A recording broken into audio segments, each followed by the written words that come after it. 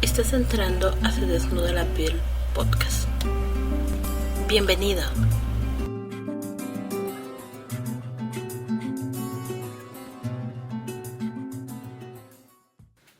Hola amigos, bienvenidos. Se Desnuda la Piel podcast mini, martes de artes, y hoy me acompaña Antonio Mojica. Muy buenos días.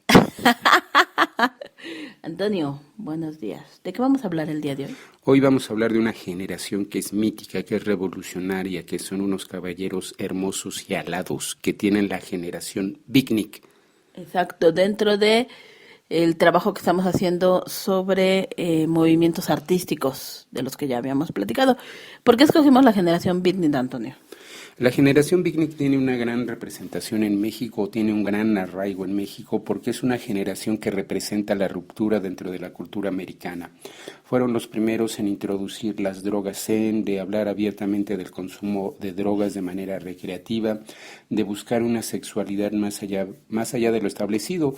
Algunos de ellos son claramente homosexuales, abiertamente homosexuales, lo que no implicó amar a un ser humano de otra manera. Lo más importante de esta generación Beatnik es que fue la generación que empezó a cuestionar de manera profunda y categórica el estilo de vida americano. Ellos buscaron la identidad propia a través de la yoga zen, a través de la meditación, a través de la libertad, más allá de tener un empleo, de tener un estilo de vida, el cual implicara ser, entre comillas, normales. Fueron cuestionadores de la guerra, fueron cuestionadores de lo establecido, fueron perseguidos precisamente por estas actividades. Inspiraron mucho del movimiento hippie, fue retomado después, mientras ellos surgieron en los 50, fue producto de la posguerra, una generación que estuvo entre guerras, entre la de Vietnam y la de Corea. Los hippies lo retomaron su sentido libertario, aunque ellos no se sentían muy a gusto con los hippies. De hecho, nunca más que Allen Ginsberg participó un poco con ellos, pero Kerouac jamás quiso entablar ningún tipo de relación con ellos. Inspiraron a músicos como Bob Dylan, como Jim Morrison. A Jim Morrison lo inspiró mucho la novela de Jack Kerouac, El Camino, el personaje de Diane Moratti, aquel que decía que era un loco por vivir, loco por hablar, que siempre estaba activo, que siempre estaba haciendo muchas cosas. Esta herencia Beatnik también fue transmitida a México a través de los infrarrealistas, que también retomaron su discurso poético, su visión del mundo, y han sido traducidos. Últimamente salió una novela de Jorge García Robles que se llama La novia de Diane Moratti, escrita por Jack Kerouac, que no había sido traducida. Entonces eso nos habla un poco del poder de seducción que aún tienen en esta época. Así es. De hecho, estos poetas crearon la librería City Lights, de la cual en alguna de esas lecturas que hicieron ellos estuvieron poetas como Lawrence Ferlinghetti, Allen Ginsberg, Michael McClure y Peter Orlovsky. Y como vemos, pues cada uno representaba una forma, aunque todos pertenecían a una generación, tenían formas distintas de escribir. Por ejemplo, a mí me llama la atención que hubo muchos poetas de esta generación que son poco conocidos. Por ejemplo, uno de ellos es Felix Wallen. Él participó en la lectura de la Galería Six, una famosa lectura que se dio en 1955, y él era un monje budista, poeta apacible, cuya obra desbordaba sensibilidad. También había otro que se llamaba Leroy Jones, autor de 30 libros de poesía, teatro, narrativa, ensayo y fundador de una compañía teatral, y también de Jugend, una de las revistas literarias más importantes de los años 50. La poeta Diane di Prima, ella era una mujer mística, coeditora con Leroy de Jugend. Margaret Randall, poetisa, madre y editora, quien participó en El Corno Emplumado, revista literaria de alcance continental, donde publicaron grandes autores como Alejandra Pizarnik, José Emilio Pacheco, Ernesto Cardenal y pues los mismos Beat. Margaret también fue autora y compiladora de una de las pocas memorias sobre su generación traducidas al castellano. Otro poeta fue Gary Sinder, naturalista influido por la filosofía Zen. Aclaramos, es filosofía Zen, no yoga Zen. Sí, perdón. La que estudió en Japón. Y también Michael McClure, poeta, novelista, dramaturgo y ensayista, quien tuviera contacto estrecho con los poetas del Black Mountain College, escuela de artes dedicada a la labor de enseñanza de las nuevas formas artísticas, fundada por el poeta Charles Orson. De hecho, un punto tiene razón Claudia, yo me confundí porque estuvimos en un taller, en una clase de taller con el maestro Mendiola, y él hablaba, su taller era la yoga zen, y hablaba mucho de este poeta Singer. Entonces yo creo que estaría bien buscarlo para que nos diera alguna ampliación sobre de esto. Una cosa importante de los poetas beatniks y de los artistas beatniks, por ejemplo, de Allen Ginsberg, el poema más emblemático de la generación y en el suyo en particular es el poema de Aullido, el cual inicia de una manera tremenda. Dice: he visto las mejores generaciones de mi mente destruidas por la locura. Y las mejores mentes de mi generación. Destruidas por la locura. Y otro es la novela de Jack Kerouac, que es El Camino. Después escribió otras novelas como Vagabundos del Dharma, en el cual tiene esa referencia budista a todo lo que estaban aprendiendo. Tuvieron una vida con excesos. Nell Cassidy, que fue de alguna manera el prototipo de su héroe, de estos chicos intelectuales. Ni siquiera escribió nada. Nunca escribió nada, se dedicaba a ser un vagabundo, a ir por todo el oeste norteamericano de costa a costa, y viajó hasta México. De hecho, él murió en México, no se sabe cómo, se encontró tirado su cuerpo en las vías del tren. Era un hombre con muchos excesos, consumía muchas anfetaminas, mucho alcohol. Le tiraba todo lo que se movía. Tenía relaciones homosexuales, heterosexuales, bisexuales, entonces realmente... Él estaba en la búsqueda de experimentarlo todo. Así es. A costa de, pues ya sabemos, ¿no? Todo tiene un precio, queridos amigos, todo tiene un precio. Sí es interesante estos héroes, estos mitos, pero finalmente la vida es lo que es. Y el cuerpo es lo que es. Y como vimos en el caso de él, pues la vida le pasó factura. Por supuesto. Te arriesgas porque andas en la carretera, porque seguramente andaba de ride. Y pues algún loco, alguna loca, alguien. Murió en México. Murió aquí en México. A pesar de la declarada imposibilidad de las vanguardias después del surrealismo, estos finos terroristas de la poesía, este texto lo estoy leyendo de la revista Estro, revista literaria, en su número sobre la generación Beat, número 7, del año 0.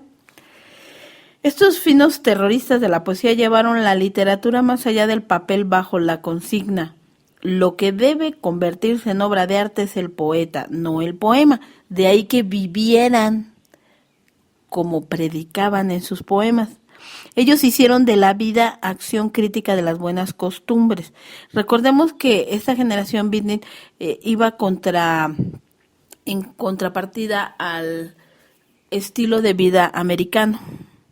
Entonces, por eso ellos vivían buscando la comunión consigo mismos, experimentando con drogas para ampliar nuevos horizontes creativos, ejerciendo la libertad sexual relacionada con la espiritualidad oriental, y fueron extremadamente religiosos, aunque usted no lo crea, ya que eran ángeles y demostraron que la forma no es más que una extensión del contenido. A través de la diversidad e inmensidad de autores que publicaron dentro y fuera de City Lights, esta librería editorial fundada por el poeta Lawrence Ferlinghetti, se declararon herederos del misticismo de la filosofía zen y de la sencillez del vagabundo errante norteamericano, y se autonombraron hijos de poetas míticos como Walt Whitman, que ya hemos platicado de él aquí, Ezra Pound y William Carlos Williams, que formaron parte de los imaginistas, de los cuales también ya hemos hablado en este podcast. Sí, así es, todo un lujo de profundidad humana, intelectual, espiritual. Esa fue su búsqueda real. El mundo les parecía demasiado solemne, demasiado gris, demasiado insípido, y su búsqueda fue interior. Así es. En el caso de este texto se titula El jazz de la generación Beat, por Isaac Maldonado, y nos habla de cómo el jazz estaba relacionado con la generación Beat también. Y hay una nota aquí que me pareció muy interesante mencionarles, porque es un término que se utiliza actualmente de otra manera, como es pues lo que es el lenguaje, que es tan rico. El término es hipster. Ustedes han escuchado el término hipster. Bueno, este término se refiere en realidad dentro del contexto que fue utilizado inicialmente a una generación que fue golpeada por 3 distintos tipos de guerra: la guerra caliente, la guerra fría y la que con insistencia no ha sido del todo llamada guerra, que es la acción policíaca. Ellos crecieron en tiempos de paz, con entrenamiento militar aceptado por la mayoría como vida. La palabra hipster es una variante de beatster y beatnik.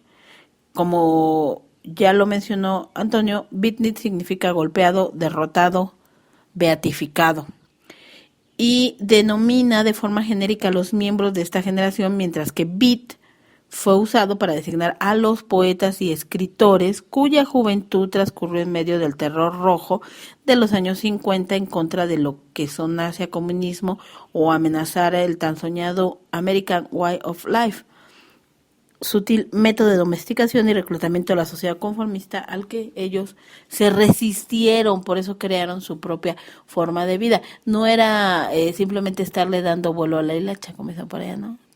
Estar reventándose. Ellos tuvieron esa forma de vida porque consideraban que el poeta no solo era lo que escribía, sino la vida que tenía. Sí, vivían apasionadamente. Nada más como una nota adicional, Neal Cassidy tuvo una trayectoria muy fuerte porque al estarse de alguna manera relacionando con los intelectuales beatniks, otros lo buscaron, y también tuvo una participación importante con Tom Wolfe en su novela de Electric Cool Acid Test, en la cual lo describe. Él se hizo chofer del famoso microbús psicodélico que viajaba por toda California repartiendo LSD y el libre pensamiento. Obviamente también trabajó con Ken Kessley, que fue el liberador del LSD y de toda la mente en aquella vieja época de los 60. LSD, no marihuana, LSD. Ah, claro, no, él era bastante atascado. Murió en el 68, aquí nos dice la nota, que en San Miguel Allende, el 4 de febrero de 1968, en México. Se cree que de una sobredosis de barbitúricos. Una última aparición literaria de Neal Cassidy se reproduce en Escritos de un viejo indecente de Charles Bukowski. Lo chistoso es eso, ¿no? Que él, aparecía en las historias, pero nunca escribió nada.